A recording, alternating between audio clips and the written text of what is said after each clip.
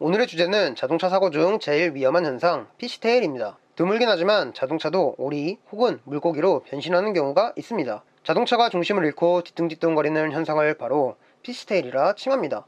피시테일은 자동차의 무게중심에 문제가 생겨 중심을 잃고 뒤뚱거리는 현상을 일컫는데 사용합니다.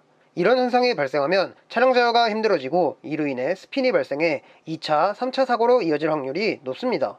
피시테일을 말 그대로 해석하면 물고기 꼬리입니다.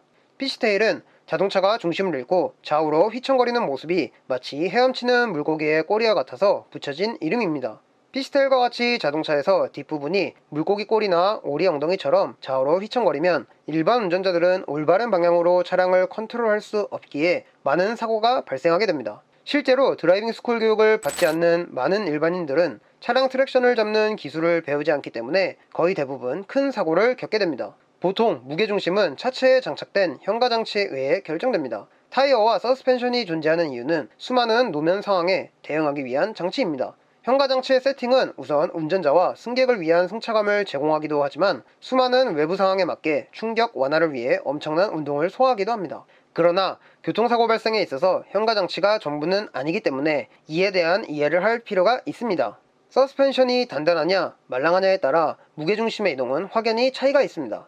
하체가 많이 딱딱해서 단단한 승차감을 주는 차량은 브레이크를 밟을 때 피시테일 현상이 덜 발생하는 편입니다. 반대로 하체가 많이 부드러워서 말랑한 승차감을 주는 차량은 브레이크를 밟을 때 피시테일 현상이 조금 더 발생하는 편입니다. 물론 현가장치가 자동차 무게중심에 큰 영향을 미치는 것은 사실이지만 스티어링 휠을 급격하게 변경하거나 급가속, 급브레이크를 자주 사용하거나 노면 상황과 상관없이 과속을 하면 피시테일과 관계없이 아주 위험한 사고로 이어질 수 있습니다. 우선 피시테일 현상이 발생하면 컨트롤을 하는데 전문적인 운전기술을 요구합니다. 차체의 방향성이 한번 상실하게 되면 카운터 스티어와 리시버 스티어를 통해 조향성을 확보해야만 사고를 조금이라도 줄일 수 있으며 올바른 방향으로 자세를 잡을 수 있게 됩니다. 하지만 레이싱 기술이나 전문가의 드라이빙 스쿨 교육을 받지 않았다면 이러한 현상을 그대로 받아들일 수밖에 없습니다. 급발진 현상과 더불어 피치테일도 워낙 드물게 나타나는 사고 현상이라 이게 정확한 문제점을 딱 집어내기 힘든 상황입니다. 피시테일은 후륜 차량보다는 전륜 차량에서 더욱 발생하기 쉽습니다. 후륜 차량은 엔진은 앞에 있고 구동계는 뒤쪽에 있기 때문에 어느 한쪽에 무게가 치우치지 않습니다. 그러나 전륜 차량의 특징은 무게중심이 앞에 집중되어 있다는 점입니다.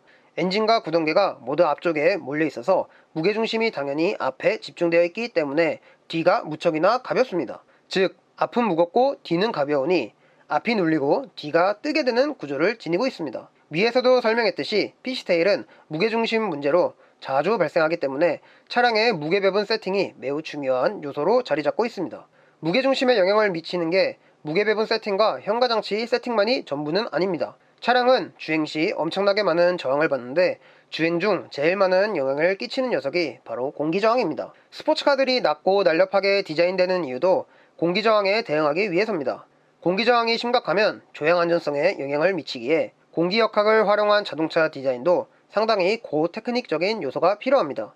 공기저항에는 항력, 양력, 횡력이 있는데 차량이 주행 중 앞에서부터 받는 저항을 항력이라고 합니다. 그리고 자동차 뒷부분에도 공기저항이 발생하는데 이를 양력이라고 합니다. 전륜의 경우 앞에서부터 많은 공기를 받으면 앞이 무겁기에 영향을 많이 받지 않지만 무게가 가벼운 뒤쪽은 그 공기들로 인해 뜰 수밖에 없습니다.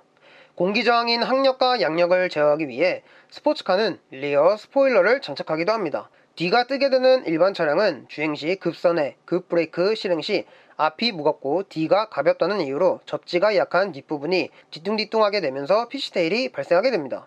리어 스포일러는 주행 중 발생하는 공기를 활용해 다운포스를 만들고 뒤를 눌러주기 때문에 주행 안전성이 향상됩니다. 아주 드물게 트렁크에 짐이 많으면 좌우 관성에 의해 피시테일이 발생하기도 합니다. 그리고 아주 극히 타이어 공기압이 낮거나 좌우 차이로 인해 접지력이 상실되면 피시테일이 발생하기도 합니다. 노면이 젖거나 얼어버려서 타이어의 접지력이 상실되면 무게중심을 제대로 잡지 못해 피시테일이 발생합니다. 피시테일이 발생하면 일단 핸들 조작만으로 차체 중심을 잡아야 합니다. 그러나 이게 말이 쉽지 전문가쯤은 돼야 카운터 스티어와 리시버 스티어를 구현할 수 있습니다. 결국 차량이 무게중심을 잃고 트랙션을 놓쳐버리면 거의 대부분은 대처하기 힘들다고 보면 됩니다. 일단 트랙션을 잃게 되면 일반 운전자는 겁을 먹고 급브레이크를 밟는 경우가 많습니다. 아무리 ABS가 개입해 바퀴의 락을 방지한다 해도 한계가 있으며 브레이크를 밟게 되면 이로 인해 스핀이 생기고 2차, 3차 사고 발생을 일으키게 됩니다.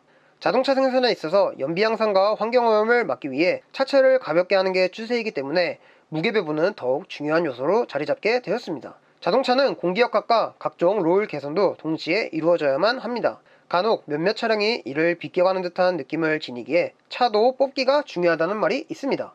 내가 돈 주고 산 차도 뽑기 운이 필요하다니 정말 아이러니한 상황일 수밖에 없습니다. 어찌됐든 급발진과 더불어 정확하게 증명할 수 있는 문제가 아니어서 더욱더 안전성이 요구되는 상황입니다. 요즘같이 기술이 엄청나게 발전된 시대에 극히 드문 현상이기 때문에 너무 겁을 먹을 필요는 없습니다. 하지만 이런 현상이 왜 발생하는지 그리고 어떻게 대처할 수 있는지를 알면 더욱더 편안하고 즐거운 안전운행을 할 수 있습니다. 마지막으로 피시텔 관련 주의사항 4가지만 언급하고 마치겠습니다. 첫 번째, 절대 급브레이크를 밟지 않습니다.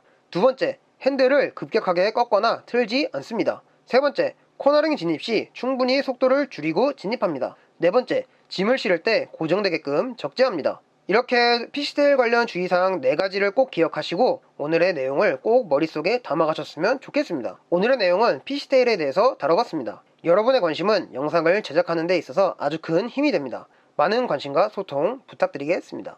오늘 내용에서 내가 겪었던 현상 그리고 추가할 내용 몰랐던 부분이 있다면 댓글로 남겨주세요. 다음에는 좀 더 유익하고 재밌는 내용으로 찾아뵙도록 하겠습니다. 감사합니다.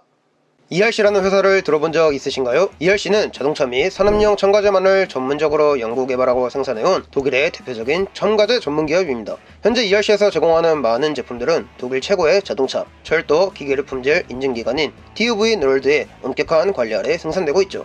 그만큼 엄격한 기관 관리 아래 생산되어 있기 때문에 믿고 사용할 수 있겠죠. 현재 50여 개국 이상의 첨가제 관련 제품을 수출하고 있으며 유럽의 관련 산업계를 선도하는 기업입니다. 우리는 고객의 차량 컨디션을 최상으로 끌어올리기 위해 노력하고 있으며 ERC와 함께합니다. 감사합니다.